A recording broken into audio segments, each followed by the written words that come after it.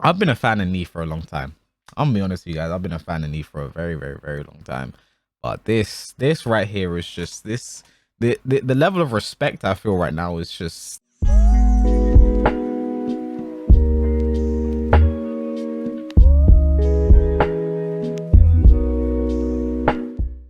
What is up, guys? It's me, KWS, and we are back again with another video. And if you've been paying any attention to Twitter, these past few days there's been a bit of a storm brewing on there. I know I'm not talking about the NA versus EU Street Fighter beef. I'm not talking about the NA versus EU Tekken beef. I'm not talking about whatever the fuck's going on in the Smash community. I am referring to what happened between Arslan Ash and Knee these past few days on Twitter. Now, I wanted to wait a little bit before I sort of got into this because I didn't want to I don't want to focus on the drama side of this all, because at the end of the day I feel like it's a big misunderstanding, and if you know what's happened, you'll know exactly what I mean by that. I think it's just a language barrier between the two players, and there's nothing really between them. They don't hate each other. There's no real beef. It's just difficult to communicate when there's 3 languages involved. For those of you who are unfamiliar with what happened, it all began with this tweet here from Arslan Ash, and it very simply reads, "Character loyalty in Tekken 7." And then here it is a picture of Knee beating JDCR 3-0 using Geese, while JDCR uses Armor King. And then Knee happens to catch wind of that tweet, and then he responds, "I don't understand why you're talking about loyalty. You also only pick top tier characters. It's just a way to win," which is true. A lot of the top players in this game are going to be picking the best characters. Arslan has been doing that, playing season 1 and 2 Kazumi and Geese, switching to Zafina. He's played Akuma at certain points, but Knee himself, he's played Steve a lot of Tekken 7. He played Steve, Paul, Devil Jin. He actually, obviously this past weekend we saw him play Devil Jin, Geese and Steve, which is like, damn. But yeah, a lot of top tiers are being picked by these guys because at the end of the day, these guys are trying to win. They are at the top level of this game, and they need every advantage they can to get those wins. And then Arslan Ash responds, "I don't understand why you always take my tweets the wrong way. I simply meant to say that if JDCR were to pick a stronger character, then the results would have been different. And yes, you are right, and the same thing applies to myself too." I'm just going to come in and correct this now. Arslan actually came and corrected himself later on, and he said, "It's the language barrier. I meant to say could have been different. I didn't mean any disrespect." So Arslan's not saying, if JDCR picked a different character, he would have beat the shit out of you. Arslan's simply saying if he picked a stronger character, things could have been different. Not they are definitely, the results definitely going to be different. And then Knee retorts, "The player who did well then wins. There's nothing to do with loyalty. Why do you say loyalty? Strong characters don't always bring victory. I'm just playing the character that I want to play. How do you know if JDCR picked a top tier character, the results would have been different? You would disrespect me and I misunderstood. That's funny." Obviously Arslan then corrected himself later, saying it was could, not would. And then sort of the final tweet to sort of wrap up this little arc between these two was, "If I speak anymore, things will only get worse. I'd like to say that in order to win, you either have to play a strong character or bad matchups. Playing well is of course very important, but if you play well with strong characters, your odds of winning are definitely improved." Now, a very simple statement. Those two had a bit of an altercation on Twitter, but it all just came down to misunderstanding at the end of the day. And rather than leading into the drama of it, I kind of want to start a discussion surrounding character loyalty, because in Tekken 7, I think I'm gonna say something that may come off as controversial, but I think the game itself has moved in a direction in terms of balancing to sort of discourage character loyalty, in my opinion anyway. I think what we have seen in this game is you do well with a certain character, you maybe win a big tournament, you get that character nerfed, and then it just becomes harder to simply win with that character. The 2 big examples of that were the second Tekken World Tour in 2018. Galanda won the LCQ with Katarina, and then obviously Rangshu won Tekken World Tour, the entire fucking thing, being 2 of the best Devil Jin players in the world back to back. And then Katarina and Panda, or the Bears, are nerfed in the next update. And these are characters that are not particularly strong. Katarina was a bit of a menace in season 1, but the Bears at no point in this game have been particularly strong, and they're definitely not on the list to get nerfs this game. But this happens, they win a tournament, their reward for their hard effort is their characters are nerfed. And obviously we see Rangchu now, he plays, Julia, Kunimitsu, Lydia, he's not playing the Bears anymore. I feel like character loyalty in that sense it looks like the game itself discourages that. I think I am kind of an example of character loyalty, I guess. I'm pretty much a Huari main through and through. I do play Lydia as a sub character, but that wasn't, a pick I made because I believe she's super top tier. I just really enjoyed the character. I thought she was cool and she can cover some bad matchups. But with that in mind, thinking about, there are bad matchups in the game for certain characters, that is a reason in and of itself to pick other characters. You can have some really bad matchups. Huari does have some really bad matchups in this game. So it's nice to have characters to sort of cover that. I don't know if it's entirely possible in this game to simply play one character and win a tournament. I don't know if that's possible. I mean, unless that character's like Falcon Rum or something. I think he's a character who exists with very few bad matchups, and even in those bad matchups, he still has the ability to dominate. I think unless you're playing a character like that, which at the end of the day is a late season 4 DLC type character, your chances of success are very few. I think every top player in this game, you'll see if they on their way to win a tournament, they're going to pick at least 2 different characters throughout their entire run.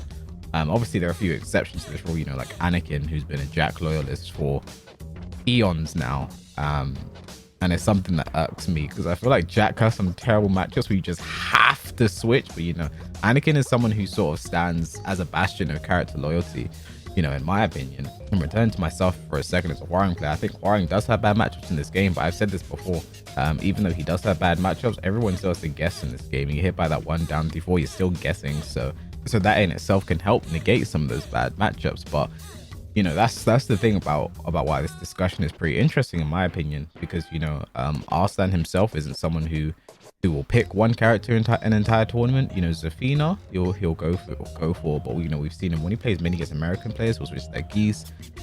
He's been switching throughout characters. Nee doesn't really have a main at this point. Like we saw Red Bull Kumite this past weekend, he was just switching throughout whatever character he needed to do the job at the time, and it's counter picking. That's something Nee has sort of been the best at, I think, in this game. He's always had a character ready to deal with a certain person, whether it was the player or the character. He had a character to go to, and I guess he's been the poster child of anti-character loyalty in Tekken 7 was there. But I do think it is definitely an interesting discussion to have. And I'd also like to return very briefly to one of my previous points. I remember I made a video a while ago talking about how pros in this game are human too and prone to human reaction. So obviously we saw this huge interaction between Arslan and Nee. These are 2 of the biggest figures in the Tekken world currently. So when they have beef or drama, people are going to latch onto it, and it will definitely blow up. And then obviously, eyes are drawn to it, and people, irrelevant motherfuckers, will love to drop their own little opinions, their own little 2 cents, and no one really gives a fuck about into the discussion. And then we have my man here, Muhammad Ali, dropping a little under Arslan's tweet. Nee is a bitch. He is always looking for some beef. Ignore him, my man. And then Nee, from out of nowhere, off the top rope, off the steel cage, off the Hell in the Cell. Shut the fuck up, fanboy. Now, I've been a fan of Nee for a long time. I'm gonna be honest with you guys, I've been a fan of Nee for a very, very, very long time. But this right here is just the level of respect I feel right now is just it's like that GTA and even that respect earned plus whatever the fuck. That's what I felt right now after seeing that shit, because that's beautiful. That's beautiful to see that they're just putting these idiots in their place, because I think there are too many stupid idiots online that just love punching up. They love talking shit about all these people. You're like, oh, they have a fan base, or they have a following, I can say what I want, it's not gonna affect them. By the end of the day, bro, remember, our pros are human too. Like, these top players, they are human too. You piss them off, they might punch you in the face verbally on Twitter, and that's exactly what Nee did here. And then someone else wanted to chime in saying Nee is just a crybaby. And then we've got, once again, hi, another Muhammad. How are you, fanboy? I mean, Nee just gets better and better, doesn't he? Like, he's amazing at Tekken. He provides amazing content as well. He's great at the game, and he's just great at shutting down these fucking idiots on Twitter. Like, you really do love to see it. However, for some reason, this is why I have to reinstate why I say pros are human too. There are people who turned around and just said, oh, that is so unprofessional from Nee. How can Nee say this? And to those people, I want to kindly extend to you guys, shut the fuck up. Because I don't think you understand. Okay, you guys that know me know I get a lot of shit online. That's simple, whatever. I am so certain that someone of Knee's level gets a lot more shit than I do. And you guys see I break and I just give that shit back sometimes. So I know what the shit that Knee deals with, especially considering when something like this goes on, like there's a misunderstanding between two people. People are going to start firing shots, taking shots. Knee is just clapping back and letting you guys know, like, this shit ain't free. This shit, you can take your shots, but it's going to cost you. And he's going to come for your neck on Twitter, which is something that he should simply be allowed to do as a damn human being. Like, I'm so confused by that. Like, how are people just allowed to like be like, Knee's a crybaby, Knee's a bitch, Knee's this, and he just has to sit there and be like, okay, is that what you want? He's just like, okay, you know, let him clap back once or twice. We don't see this very often. There are a few times Knee will clap back. Let him do that and then go on with the rest of his day. I don't understand why you gotta sit there but Arslan said, shut the fuck up. And thankfully loads of people are coming out with their stories about Knee, about how respectful he was. I know Ari made a thread about how amazing Knee has been to her. Spag came out and said, you know, Knee has been nothing but respectful to the community. And this is the thing people need to understand. Like, someone like Knee is going to be respectful to people in the community who are respectful to him and the community, because that's what it takes. If you come out like with some weird fucking you're a bitch, you're this, whatever, don't expect him to just be respectful and take that shit. Like, I don't understand that. I don't understand how you can like throw some shit in someone's face and get mad when they throw it at you right back. Like, if you're respectful to this guy, you're nice to this guy, you're whatever the fuck, the same way most humans are, you're gonna get that shit right back at you. But when you're a dick, expect another dick in your face. No homo. Yeah, I think that's all I really have to say surrounding this topic. I think it's very interesting. Please let me know what you guys think about the topic of character loyalty in the comment section. And I think what sort of sparked it was very interesting, you know. I watched that Knee versus JDCR match live. Like, I was there, obviously I was in Vegas this past weekend, and you know, it was ugly. Like, it was like a car crash, but like very slowly, and no one like in attendance kind of wanted that match to go like that. Like, no one wanted it to go that bad, but you know, the geese just completely shut down JDCR, and you know, people wanted JDCR to win, well, not even win, just have a closer game than that. But yeah, it was not fun to watch for the most part. But you know, Knee played very well, picked out the geese, you know, for that situation. Like I said, he's been a master of counter picking for most of this game. He always has the correct character for the player or the character that he's going against, and we saw it work beautifully there to get a 3-0 over JDCR in the set. I prefer if we had more like debates and discussions about topics like this instead of people just like crying on Twitter like you see some of these fucking fanboys are doing. And you know, it's discussions between two of the top players in the world, two of the biggest figures in the world for this game, so it's always interesting to see how that plays out. Obviously language will always remain a barrier.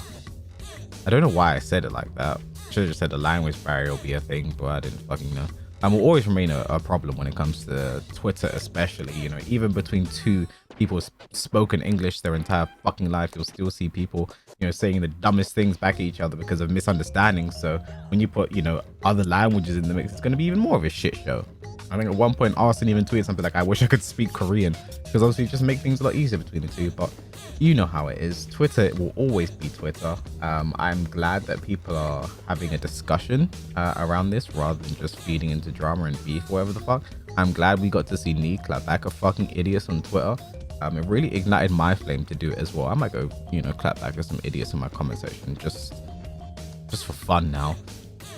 So yeah, that's gonna be all for me on this one. Please like, comment, and subscribe if you enjoyed, and I'll catch you guys in the next one.